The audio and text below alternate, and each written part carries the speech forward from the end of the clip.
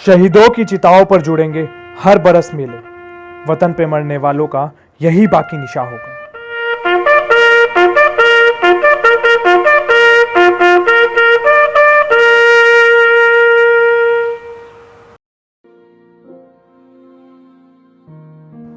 मेरा नाम धर्मवीर वत्स है।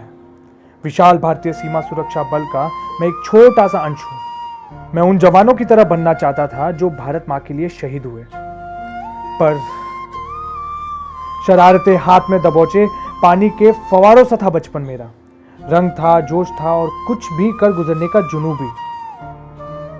पर मैं उन शहीदों की तरह नहीं बन पाया जिन्होंने दुश्मन की गोली खाई और भारत माता के लिए शहीद हुए। मुझे याद है जब मेरे नाम के आगे पहली बार जवान लगा था। बचपन के बाद ऐसी जवानी कुछ ही बिरलों को मिलती है। उस दिन बहुत खुश था मैं, और खुशी खुशी में ना जाने कितना दौड़ लिया पता भी नहीं चला। जिस दिन मैं अपनी पहली पोस्टिंग पर जा रहा था, उस दिन पिता की आंखों में मैंने खुशी की जो बूंदें देखी वो आज भी याद है मुझे। मां ने तब भी मुझे भूखे पेट ना रहने की चेतावनी दी थी।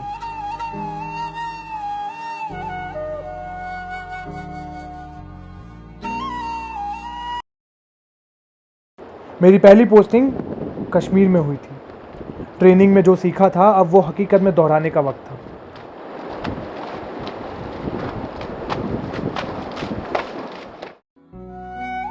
चिट्ठियों में अक्सर बातें होती थी और यादों में मुलाकात। एक फौजी की जिंदगी में और होता ही क्या है।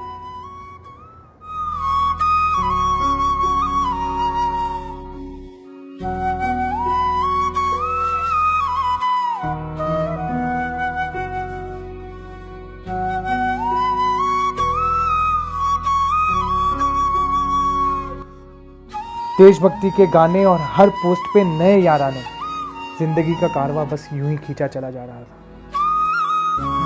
4 साल में मैंने कश्मीर, मणिपुर, जैसलमेर और बाड़मेर जिलों में पोस्टिंग दी। ये 4 साल बेहद जोश से निकल गए। नए दोस्त बने और जिंदगी भर मिलते रहने के वादे भी।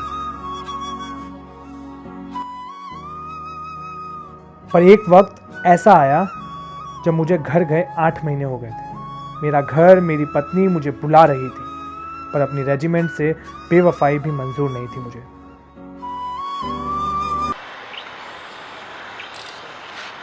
सर वो छुट्टी चाहिए। छुट्टी का मतलब समझ में आता है तुम्हें? छुट्टी का मतलब समझ में आता है तुम्हें? तुम्हारा सीनियर यहाँ पे 6 महीने से बाल नहीं कटवा पा रहा है क्योंकि छुट्टी नहीं मिली है। तुम्हें छुट्टी चाहिए, निकल यहाँ से। मुझे छुट्टी की अर्जी डाले 2 महीने हो गए थे, पर कोई जवाब नहीं आया। मुझे लगा आज नहीं तो कल छुट्टी मिल ही जाएगी। 4 बार मेरे नाम से खत आए, पर वो सब मेरे घर से थे। जवानों की जिंदगी में खुशियां थोड़ी नासाज ही रहती है। मेरा भी मन करता था कि मैं घर जाऊं, पर वतन की रक्षा करने की जिम्मेदारी मेरे ऊपर आ गई थी। जिम्मेदारी की हवाएं खिड़की खुलने का इंतजार नहीं करती, वो अपना रास्ता खुद बनाती है और आप तक पहुंच ही जाती है। इस बार तो आधी रात में आई। 1999 की उस आधी रात को मेरी पोस्टिंग करगिल में ही थी। काली रातें, काली बातें, तारे सितारे, वाह महताब। बारूदों की तशरीफों के साथ करगिल बन गया था बगदाद। मैं लाइन में खड़े उन जवानों में से एक हूं जिनको आप सब लोग फिल्मों में या परेड में देखते हो। हम लोगों को कोई वीरता चक्र नहीं मिलता, मिलते हैं तो कुछ हजार रुपए और ट्रेन में टीसी के धक्के। हमको पीछे हटने के ऑर्डर मिल चुके थे। भारतीय सेना के लड़ाके कभी भी हमारी पोस्ट को टेक ओवर करने वाले थे, पर वो ऑर्डर हमारी नाक के खिलाफ था। हमारी रेजिमेंट ने तय किया कि चाहे जान चली जाए, पर दुश्मन को हमारी जमीन में एक पल भी सांस नहीं लेने देंगे। राजवीर, इनको उठाना! भानु प्रताप, चलो सामने हमको लाना है! किसने?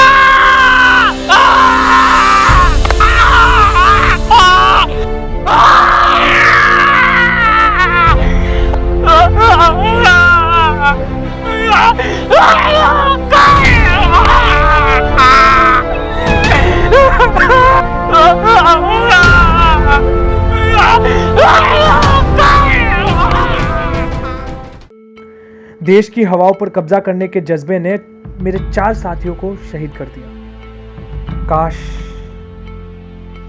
काश मैं भी मर जाता उस वक्त। रेजिमेंट के लिए सेना मेडल लाता और घर वालों के लिए पेंशन, क्योंकि बिना टांग के जीना नहीं होता।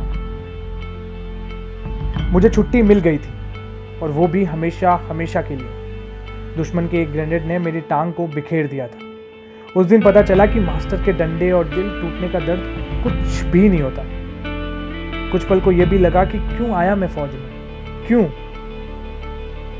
टांग खोने का दर्द तो मैं पार पा लेता, पर यह जमाना, इस जमाने ने कोई कसर नहीं छोड़ी मेरे जख्मों को कुरेदने में। लंगड़े अंकल बॉल दे दो।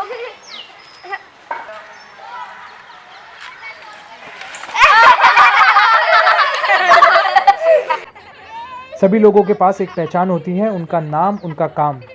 अब से मेरी बदल गई थी। नया नाम था लंगड़ा और नया काम था मुफ्त की रोटियां तोड़ना। मुझे बिल्कुल अच्छा नहीं लगता था, पर सच तो यही था। देशभक्ति का फितूर अब हवा हो चुका था। सबके ताने अब दिमाग में घर करने लगे थे। सह लिए थे मैंने सारी दुनिया के ताने, पर जब मैं खुद को नकारा समझने लगा, तब लगा कि देशभक्ति के तमगे से आखिर मिला क्या। एक घर बैठे लंगड़े सिपाही के लिए देशभक्ति क्या होती है, ये सिर्फ मैं जान सकता था। अब मैं सोच रहा हूं कि रामकिशन, मनोज कुमार और उन जैसे सिपाहियों ने आत्महत्या क्यों की थी।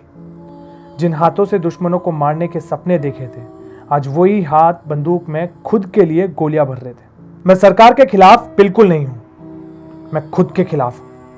मैं खिलाफ हूं हर उस इंसान के जो भीड़ में जब भी मुझे देखता है अपने हाथ से सल्यूट मारता है।